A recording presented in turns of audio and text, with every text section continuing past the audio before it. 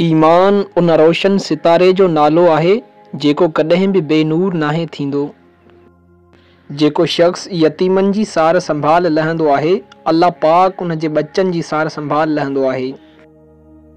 कावड़ जी हालत में कोई फ़ैसिलो न कंदा करियो ऐं ख़ुशीअ जी हालत में कोई वाइदो न कंदा करियो।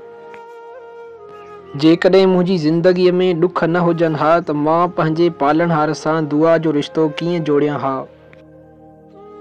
तजुर्बो इंसान खे ग़लति फ़ैसिलनि खां बचाईंदो आहे, पर तजुर्बो हमेशह ग़लति फ़ैसिलनि मां ई हासिल थींदो आहे। पंहिंजो पाण में उन पखीअ जीअं आजिज़ी पैदा करियो जेको आसमान जी बुलंदियुनि ते पहुची करे बि पंहिंजी गर्दन खे झुकाए रखंदो आहे। रिश्तनि जी ख़ूबसूरती हिक ॿिए जी ॻाल्हियुनि खे बर्दाश्त करण में आहे। बेऐब दोस्त तलाश कंदव त अकेला रहिजी वेंदव। घणो ॻाल्हाइण वारे मां माण्हू तंग थी वेंदा आहिनि। इंसान वाहिद उहा मख़लूक आहे जंहिंजो ज़हर उन जे लफ़्ज़नि में हूंदो आहे। जॾहिं बि कंहिं सां भलाई करियो त उन खे ईअं विसारे छॾियो जीअं गुनाह करण वक़्तु अल्लाह पाक खे विसारे छॾींदा आहियो।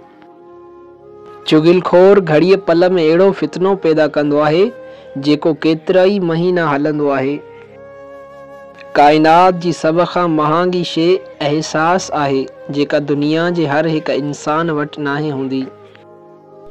जन्नत जे इंतज़ार में न रहो बल्कि अहिड़ा बणिजो जो जन्नत तव्हां जी मुंतज़िर रहे। घणी ॻाल्हाइण खां पासो करियो, छाकाणि त जंहिंजी गुफ़्तगू वधी वेंदी आहे उन जा गुनाह बि वधी वेंदा आहिनि। इंसाननि में सभ खां वधीक कमज़ोर उहो आहे जेको पंहिंजो पाण खे सुधारण में बेवस हुजे।